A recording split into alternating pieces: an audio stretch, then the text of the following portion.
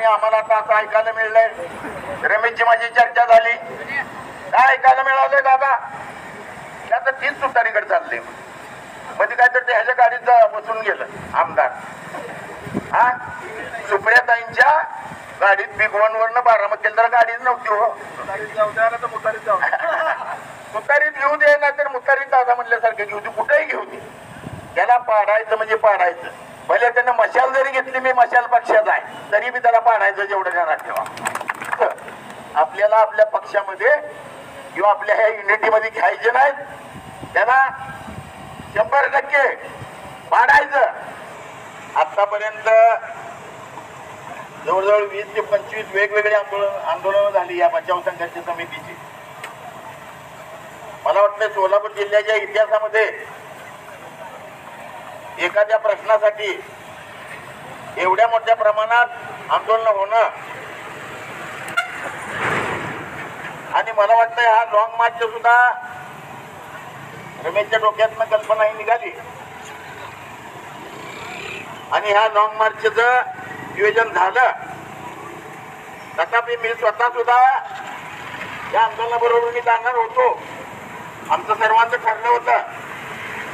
कोणाचा गैरसमज होईल, माझे एक नातेवाईक मयत झाल्यामुळं माझा नाईला झाला, मला येणार नाही पण राहवलं पण नाही. सर्वांचे फोन आले, मी उचललं नाही. तरी कृपया कोणी गैरसमज करून घेऊ नये. या आंदोलनात जशी सुरुवात झाली, मला वाटतं 1.5 महिना होत आला, 1.25 महिना तर पूर्ण झाला. या आंदोलनात सर्व पक्षाचे नेते मंडळी, सर्व पक्षाचे कार्यकर्ते, सर्व संघटना, सर्व जाती धर्मांचे प्रतिनिधी, व्यापारी यांनी सहभाग नोंदलेला आहे.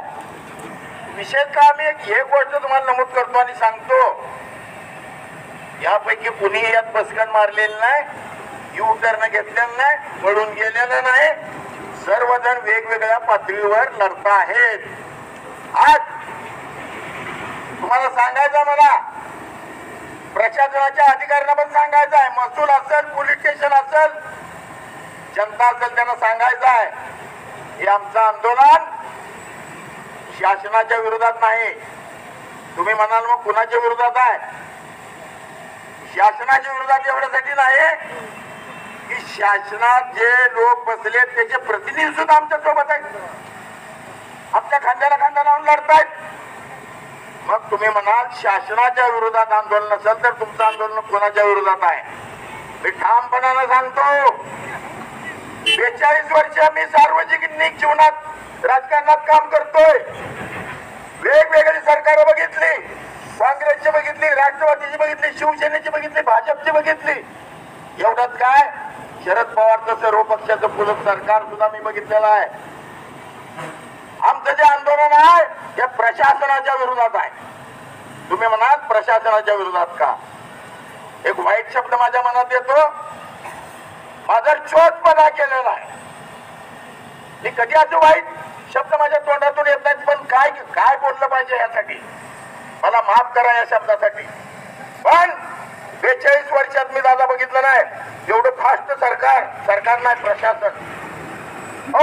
8 दिवसात फाईल अनगरला मागणी केली जाते. तो नालायक महसूल मंत्री, लाज वाटायला पाहिजे त्याला. 57-58 प्रस्ताव पडलेले आहेत, खरे गरजेचे प्रस्ताव पडलेले आहेत. आणि काय न्याय देतो? पाहुणा म्हणून लगेच कबूल झाला. का कबूल झाला? तर राजन पाटलाचा युवाही शिर्डीत आहे, शेळके पाटील का काहीतरी नाव आहे, शेळके पाटील. आणि राधाकृष्ण विखे पाटील शिर्डीतनं उभारत असतो. त्याला पडायची भीती वाटते. डिलिंग झालं, त्या पाहुण्याने सांगितलं एवढं महसूल करून द्या अनगरला, सगळी मतं मी तुमच्या पारण्यात घालतो. अशा पद्धतीनं हे डिलिंग झालेलं आहे. मला सांगा, 15 दिवसात फाईलचा प्रवास. हे गुरुजी इथले एक मास्तर आहे आणि अजून एक जण त्या ह्याच्या मागत होती पत्राच्या. इथनं मागणी वर गेली, वरनं खाली, लगेच सही, लगेच शिक्का. एवढं फास्ट प्रशासन पहिल्यांदा मी आयुष्यात बघतोय. मित्र,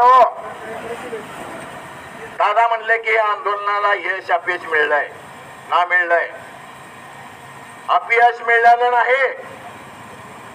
प्रत्येक पातळीवर आम्ही लढतो. आता चरण चौरे उपस्थित नाही. चरण चौरे मिटिंग लावण्यासाठी मुंबईला गेलेला आहे, सर्वांना माहिती आहे. आम्हाला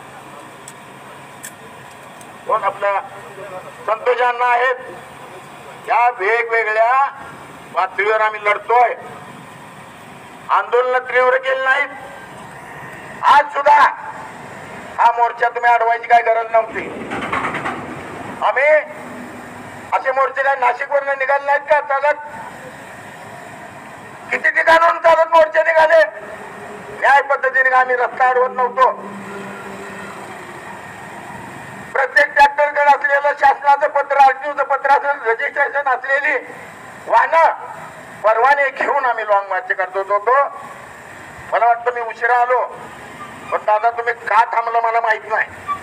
काय यांनी लाठी चार्ज केला असता तर चालला असता, पण लॉंग मार्च इथं थांबवायला नाही पाहिजे होता. ठीक आहे, मला असं समजलं तुम्ही प्रशासनाच्या काय अधिकाऱ्यावर बोलला, त्यांनी काय शब्द दिला. पण एक सांगतो, या पुढची आंदोलन आता साधी सुखी राहणार नाही. 2 दिवस जाऊ द्या, मी स्वतः त्यावर करणार आहे. आम्हाला पळून जायची, आत्महत्या करायची सवय नाही, पण तशी वेळ तुम्ही आमच्यावर आणली. आम्ही लढणारी माणसं आहे, आम्ही रडणारी माणसं नाही. पण मी स्वतः कार्यकर्त्यांना घेऊन टावरवर जाऊन सांगणार आहे शासनाला, तुम्ही ह्या मुद्दे हे रद्द करताय का नाही करताय, नाहीतर वरून उड्या मारून आम्ही हुतात्मा होऊ या आंदोलनासाठी. आमचं नाव कुठेतरी मोहोळ तालुक्याच्या इतिहासात कोरलं जाईल, नोंदलं जाईल. भले हे आम्ही राजकारणासाठी करत नाही, पण हे आम्हाला करावं लागेल. आज 4 तरुणांनी मला सांगा, सत्यवान असेल, शिवरत्न असेल, महेश असेल, आमचा संतोष सोलनकर असेल, काय गरज होती या पोरांना 6-6, 7-7 दिवस अन्नाचा कण न खाता या जनतेसाठी यांनी लढा दिलेला आहे. आमच्या पांढऱ्यांना वेगवेगळं आंदोलन केलेलं आहे, सगळ्यांनी आंदोलन केलेलं आहे. म्हणून तुम्हाला सांगतो की हा लढा जोपर्यंत आम्ही जिंकत नाही, तोपर्यंत आम्ही नेटानं सर्वजण, उमेदवार असतील, रमेश असेल, आम्ही सर्वजण नावानं घेता, आम्ही सर्वजण नेटानं शेवटपर्यंत लढत राहू, विजय मिळवत राहू. आणि त्या पुढची एक मोठी लढाई आहे. राजन पाटलानं उभा केलेला आमदार याला एकदा ढासळल्याशिवाय आम्ही स्वच्छ बसणार नाही, हे पण तुम्हाला सांगतो. भले आम्ही विचार करू योग्य उमेदवार काय होईल, कुठल्या पक्षाने योग्य उमेदवार दिलाय, हा चालेल का. आणि आम्हाला आता असं ऐकायला मिळलंय, रमेशची माझी चर्चा झाली, काय ऐकायला मिळालंय दादा, आता 30 तुतारीकडे चालले. मध्ये काय तर ह्याच्या गाडीत बसून गेलं आमदार. हा सुप्रियाताईंच्या गाडीत बिग 1 वरनं बारामतीला तर गाडीच नव्हती हो. हा ती मुतारी आमचा मुतारी न्या म्हणला की मांडवे एकदा. हा लय भारी बोलला मांडवे, त्याला माझ्या शुभेच्छा. मुतारी सुद्धा ने म्हणला, हा मग संडास पण ने म्हणला. मला सांगा, यशवंत मानेला गाडी नव्हती काय हो, का त्याची लय अपदा होती काय हो. ताईच्या गाडीत बसलाय, ठरवून सगळं झालंय, काय म्हणतोय. बर अहो इथं संडासला लघवीला जेवायला जर यशवंत माने जायचा म्हटलं, त्या 17 गावात बघितलं नाही का, त्याला जहागिरी दिली म्हणून 17 गावात ऐकलं असेल. मला सांगा, संडास लघवीला जेवायला जरी जायचं म्हटलं यशवंत मानेला मोहोळ तालुक्यात, मोहोळ मतदारसंघात राजन पाटलाला विचारावं लागतंय, काहीतरी एक पोरग संघ घ्यावं लागतंय त्याचं, आणि मग त्या गावाने जावं लागतंय. असं एकट्याला जाऊ देत नाही ती. मग यशवंत त्या माने ह्यांना विचारल्याशिवाय त्यांच्या गाडीत यायला का तिकीट कट झालं असतं की. आता हे भाष आहे तुतारीकड, म्हणजे पवार साहेबाकडे यायचं चाललंय म्हण. अहो पवार साहेब लय धुरंधर माणूस आहे, अभ्यास केला असेल, त्यांच्या पुढला पाडायसाठी काय काय केलं त्यानं यशवंत मान्यानं. आता सजासजी त्याला घेणार नाही पक्षात, पवार साहेब घेणार नाहीत. पण घेतलं तर तात्याने रमेशला म्हणलं, कुठं आहे रमेश, रमेशला म्हणला, रमेश म्हणला असं असं चाललंय, आम्ही स्टेजवर बसलो होतो महेश आम्ही. अरे म्हणलं घेऊ दे त्याला, मुतारीत घेऊ दे, नाही तर मुतारीत दादा म्हणल्यासारखं घेऊ दे, कुठेही घेऊ दे, त्याला पाडायचं म्हणजे पाडायचं. भले त्यानं मशाल जरी घेतली, मी मशाल पक्षात आहे, तरी मी त्याला पाडायचं, जेवढं ध्यानात ठेवा. अशी नालायक माणसं आपल्याला आपल्या पक्षामध्ये किंवा आपल्या ह्या युनिटीमध्ये घ्यायचे नाहीत. त्याला 100% पाडायचं.